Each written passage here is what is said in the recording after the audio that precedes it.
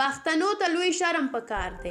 سالي څنګه د غني په دفاع خلیلزاد ته داسې ځواب ورکړ چې ټول خلک یې حق حیران کړل.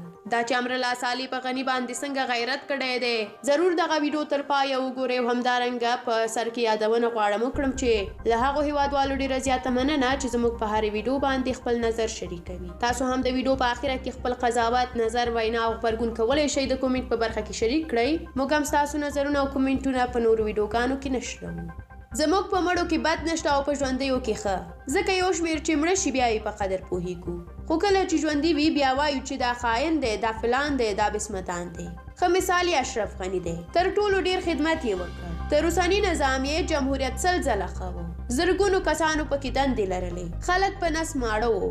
اوس له بېکارۍ خلک اولاد خرڅوي. دا او ډېرې نورې ستونزې په دې نظام کې دي چې د غني په حکومت کې نه وو، خو موږ یې په قدر پوه نه شوو.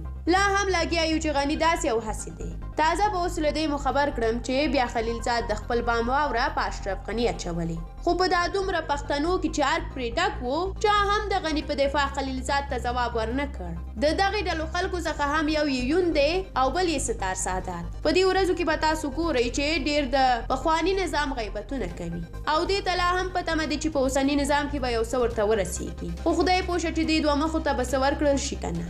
د خلیلزاد د دغه خبرو پر وړاندې بیا د وطن اصلي بچي او غني ته وفادار ځوان امرالله سالي ځواب ورکړ. د پخواني ولسمشر محمد اشرف غني لومړی مرستیال امرالله سالي وایي چې د افغان سولې لپاره د امریکا پخوانی ځانګړی استازی زلمی خلیلزاد له افغانانو سره د شوې لویې دوکې اصلي طرح و.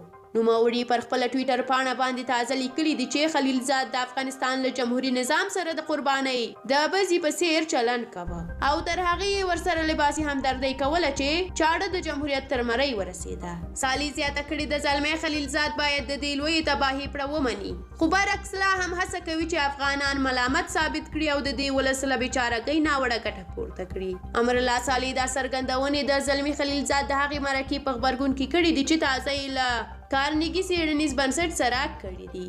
زلمي خلیلزاد په یو آنلاین غونډه کې د خبرو پر مهال ویلي دي چې امریکا له لومړي سره په افغانستان کې د ټاکنو د ترسره کېدو مخالفه وه، خو له فساده په ډکو ټاکنو کې اشرف غني ځان د افغانستان ولسمشر اعلان کړ او د نړیوالو یوې مشورې ته یې هم ارزښت ورنه کړ.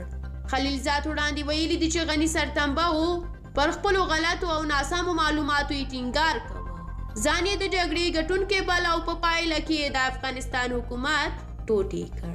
نوموړي همداراز د ولسمشر غني په کړۍ کې د پراخ فساد، د افغان چارواکو نه ژمنتیا او د جګړې په لومړیو کرښو کې پوځیانو ته نه پاملرنه د دې ماتې نور ستر لاملونه بولي.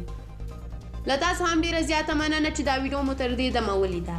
خلیلزاد ته د امرالله سالي د دغه ځواب په اړه تاسو څه ویل غواړئ؟ تاسو خپل ویناوې، غبرګونونه، انتقاد، پیشنهاد راسره کولی شئ په کومنټ کې شریک کړئ.